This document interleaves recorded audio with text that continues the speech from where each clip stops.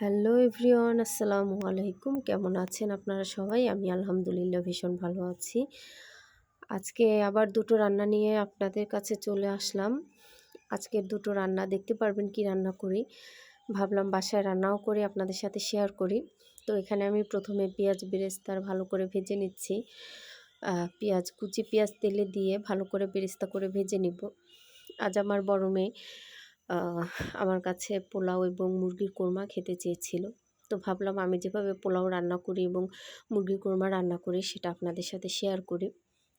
তো দেখতে থাকুন, আশা করি আপনাদের কাছে ভালো লাগবে। তো এখানে পেঁয়াজ বেরেস্তা আমি ব্রাউন কালার না আসা পর্যন্ত আমি ভেজে নিব।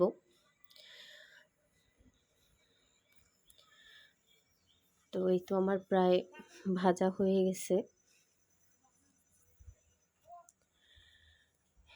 এই পর্যায়ে আমি চুলাটা বন্ধ করে দিব এবং বন্ধ করে আমি একটি কাগজের উপরে বেরেস্তাগুলোকে উঠিয়ে নেব।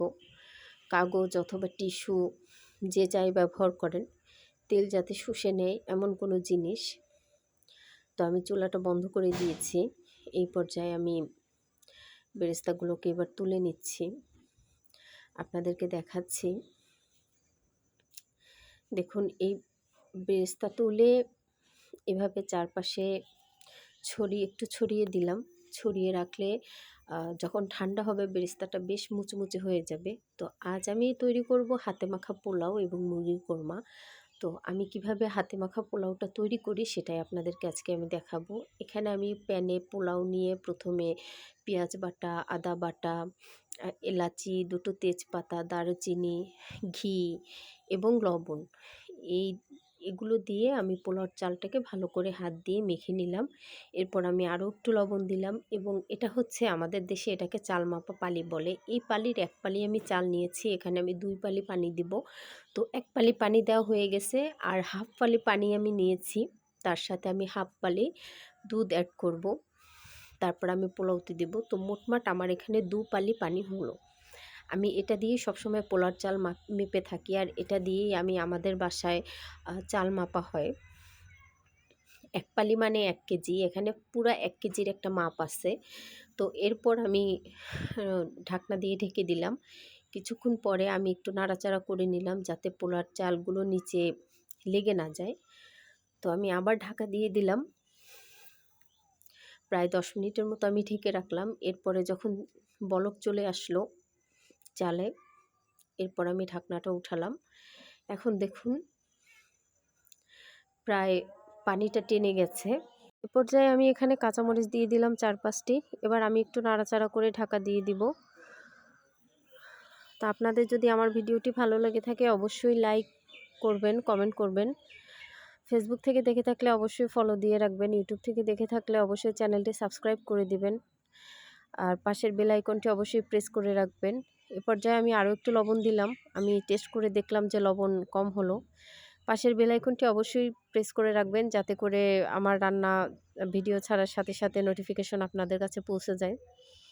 তো আমার এই তো কিছুক্ষণ দমে রাখার পর 5 থেকে 7 মিনিট আমি দমে রাখার পর আমার রান্না কমপ্লিট হয়ে গেছে। এই পর্যায়ে আমি পেঁয়াজ বেরেস্তা উপর থেকে দিয়ে দিব। এভাবে পোলাও রান্না করলে সবথেকে বেশি সুবিধা হয়। আর যারা গ্যাসে রান্না করেন তাদের গ্যাসেও একটু সাশ্রয়ী হয়। আমিও নিজে গ্যাসে রান্না করি। সবসময় আমি এভাবেই পোলাওটা রান্না করে থাকি। আমার ফ্যামিলির সবাই এভাবেই পছন্দ করে। তো আমার পোলাও রান্না হয়ে গেছে। এই পাশে আমি মুরগির কোরমাটা বসিয়ে দিচ্ছি। তেলে সামান্য পরিমাণ লবণ দিয়ে এলাচি, তেজপাতা, দারচিনি, গরম মশলা আর কি যেটাকে বলে, সমস্ত কিছু দিয়ে আমি এখানে পেঁয়াজ বাটা দিয়ে দিলাম। খুব ঘন এবং মিহি করে পেঁয়াজ বেটে নিয়েছি। এখানে আমি হাফ টি স্পুন রসুন বাটা, আদা বাটা, জিরা বাটা এবং ধনিয়া বাটা, এটা আমি এর সাথে অ্যাড করলাম। এ পর্যায়ে আমি টমেটো বাটা দিয়ে দিব। দেখছেন একটা টমেটো আস্তাও রয়ে গেছে, একেবারে একটা আস্ত টমেটো রয়ে গেছে। ব্লেন্ডার করার সময় টমেটোটা ব্লেন্ডার হয়নি। একটু হলুদ বাটা ও একটু মরিচ গোলা দিয়ে দিচ্ছি। এখানে আমরা সবসময় মরিচ বাটা খেয়ে থাকি। তো আজকে মরিচ বাটা প্রায় শেষের দিকে চলে আসছে, তার কারণে বাটিতে যতটুকু ছিল আমি ততটুকুতে পানি দিয়ে গুলিয়ে সেটাই আমি ব্যবহার করেছি। এবং একটি দেশি মুরগি, সেটা আমি এখানে দিয়ে দিলাম এবং তার সাথে আমি 4টি ফুলকপি দিয়ে দেব। ফুলকপি ও মুরগির রোস্ট, এবং এখানে আমি একটু রোস্টের মশলা ব্যবহার করলাম। পুরোটা ব্যবহার করিনি, আমি অর্ধেকের মতো ব্যবহার করেছি। আজকের আমার এই রেসিপিটার নাম হচ্ছে ফুলকপি মুরগির রোস্ট। একসাথে দিয়ে দেখলাম। আলাদা করে ফুলকপির রোস্ট, আলাদা করে মুরগির রোস্ট আমি আর আজকে করিনি, কারণ আমার বাসার অনেকেই ফুলকপিটা খেতে চায় না, পছন্দ করে না। আমার ভীষণ ভালো লাগে। এ পর্যায়ে আমি একটু লবণ এবং চিনি দিয়ে দিলাম। এবার আরও একটু ভালো মতো কষিয়ে আমি বেশ খানিকক্ষণ কষাবো, যাতে কষাতে কষাতে মাংসটা প্রায় অর্ধেক সিদ্ধ হয়ে যায়। এবং ফুলকপি, যেহেতু ফুলকপিগুলো আমি বড় বড় করে কেটে দিয়েছি, তার জন্য আজকে আর আলাদা করে আমি রান্না করলাম না। দুটো একসাথে দিয়েই আমি এভাবে মুরগি ফুলকপির রোস্ট বানিয়ে ফেললাম। এখানে আমি কিছু গরম পানি অ্যাড করেছি, একেবারে অল্প।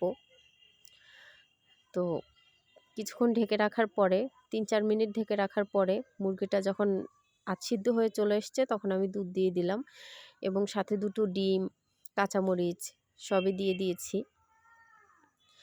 আমি আর খানিকক্ষণ ঢেকে রাখবো। সামান্য পরিমাণ লবণ দিলাম। এই যে আমি ঘি দিলাম, তাও আবার ছুরি দিয়ে। এবার অনেকেই বলতে পারেন যে আপু আপনার চামচ কোথায়? আমার চামচ আমার মেয়ে নিয়ে পালিয়েছে। আমার হাতের কাছে তাড়াহুড়ো করে আমি কিছুই পাইনি। তো চামচটা পেয়ে ছুরিটা পেয়েছি, আমি ছুরি দিয়ে কাজ চালিয়ে নিয়েছি। যেহেতু আমার রুম থেকে আমার রান্নাঘরটা অনেক দূরে, যার কারণে আমার বেশিরভাগ জিনিসই রান্নাঘরে থাকে না। রুম থেকে এনে আমার কাজ করতে হয়। তো এই যে দেখেন, আমার পোলাও রান্না হয়ে গেছে। আমি আসতে আসতে পাতিলের অর্ধেক পোলাও খাওয়া শেষ। সবাই যে যার মতো করে নিয়ে খেয়ে ফেলেছে। রোস্টেরও সেই একই অবস্থা, রোস্ট বা কোরমা বলি, একই অবস্থা। তো আজকের ভিডিওটা এখানেই শেষ করলাম। ভিডিওটি ভালো লাগলে অবশ্যই শেয়ার দিয়ে দিবেন। আল্লাহ হাফেজ। আসসালামু আলাইকুম।